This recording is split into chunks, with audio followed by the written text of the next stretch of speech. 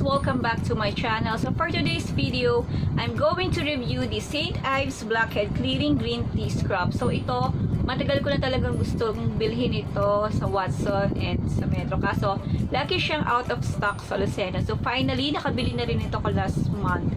And nabili ko siya for the price of 265 pesos sa Metro PANO.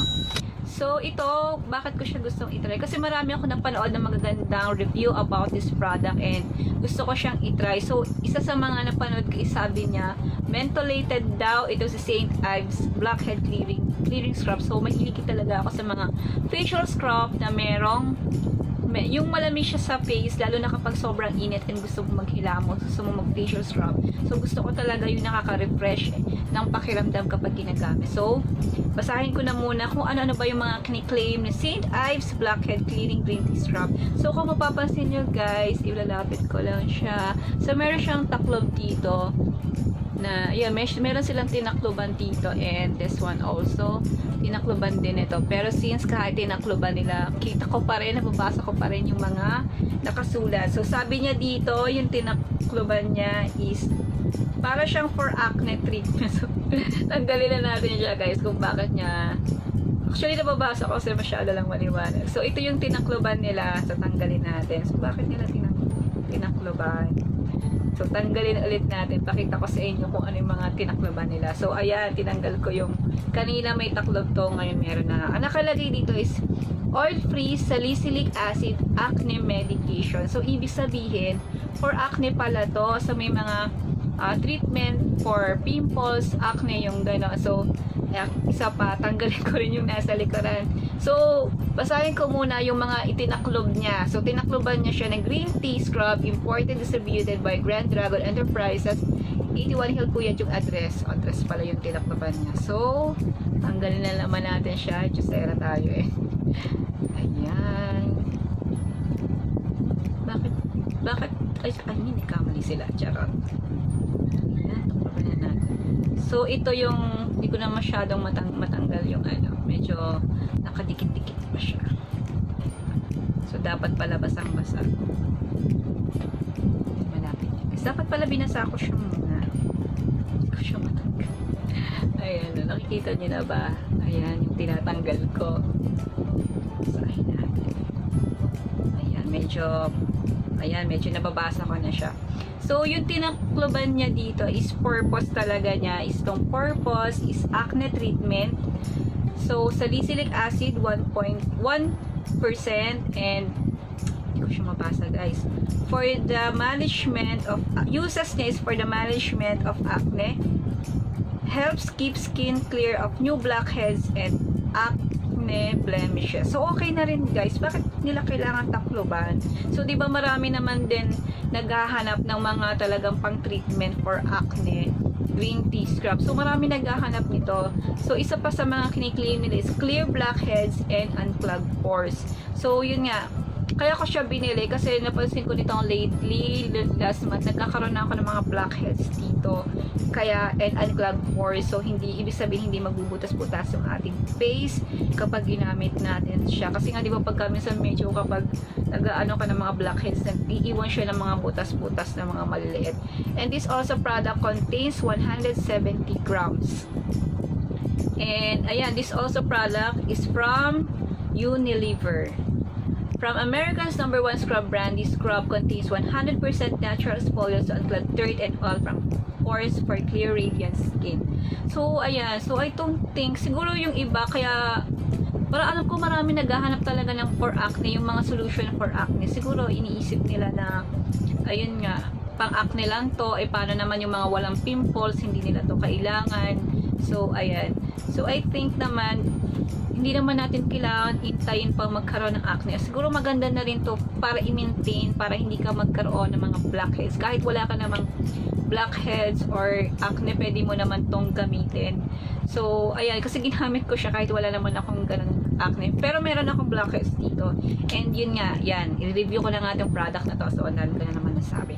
So, yung ginagamit ko to, yung mga expectation ko talaga dito kay St.Ives is unang-una doon sa mga napanood ko na mga previous na gumawa ng vlog na to, na mga mentholated daw, churba-churba, ganyan-ganan. Kaya napabili ako nito. At least, diba, napabili nila ako kasi nga sinabi lang mentholated. Pero nung tiniray ko to, hindi siya mentholated. So, na-disappoint ako kasi naghahanap talaga ako ng facial scrub na malamig sa face, yung mentholated. So, wala siyang menthol, hindi siya mentholated. So, nagtataka ako bakit yung sinabing mentholated. So, anyway, yun, hindi ko na alam kung saan ko siya napanood, pero madami siyang ano yan.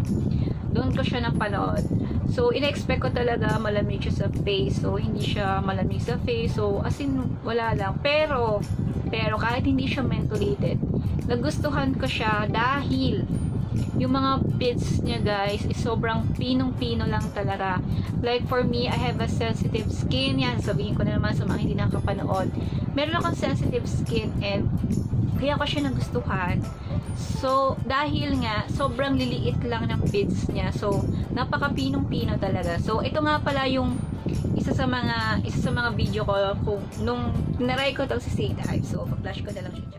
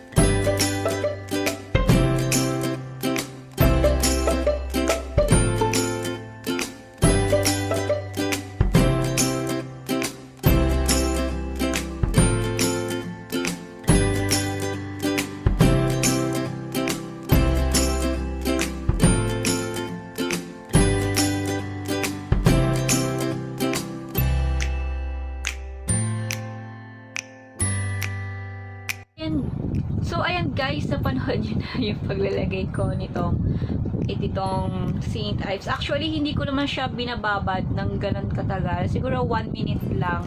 Hindi ko naman siya kailangang ibabad talaga ng todo-todo sa aking face. Kasi nga, hindi naman ganun din ako, wala naman akong acne. Pero meron akong blackhead. So, hindi lang siya kita dito sa aking nose.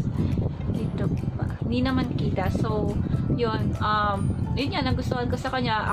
Ang kagandahan nga, dahil pinong-pino siya, minsan ginagamit siya everyday, minsan pag sinisipag talaga ako, everyday ko siya ginagamit. Pag may marami akong time magtagal sa banyo, so ginagamit ko siya everyday. Pero pag wala akong time, usually mga 3 times a week lang, 2 to 3 times a week. Pero dahil nga gusto ko siya, ginagamit ko siya everyday.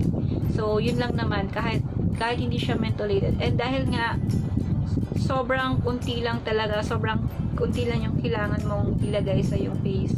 This one talaga is magtatagal to sa akin ng mga ating months siguro ang aabutin nito. Kasi actually yung isa ko pa lang St.Ives na isa si apricot, hindi ko pa rin siya nauubos. And ayun.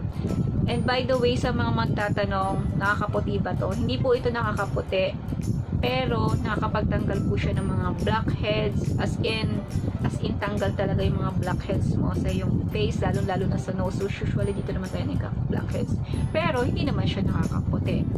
So yun lang guys ang sasabi ko dito kay St.Ives. Hindi naman ako nagka-pimple, nagkaroon ba ako? Wala naman.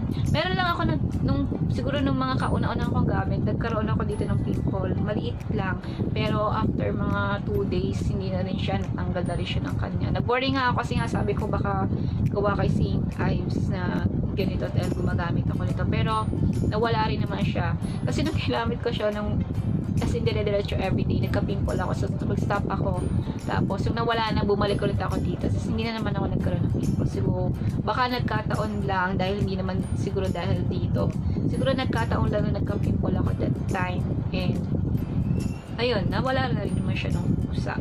So, yun lang masasabi ko dito. For me, kahit hindi siya mentholated, nagustuhan ko rin siya kasi nga super pino niya sa skin. Hindi siya mahapdi or anything. Hindi siya mahapdi. Hindi siya nakaka-irritate ng skin. For me, based on my own experience. Yun lang guys. Wala naman ako yung masasabing. So, nag-expect lang talaga ako na mentholated. Kasi nga, yung nag-review nito na napanood ko sa YouTube, gusto daw niya kasi nga mentholated daw. So, yun, hindi naman siya mentholated. So, medyo na-disappoint lang ako kasi umasa ako. Charot. Ayun lang guys, ang masasabi ko dito kay St.Ives again. And, again, thank you for watching my video. And please don't forget to subscribe for more videos and updates. Bye!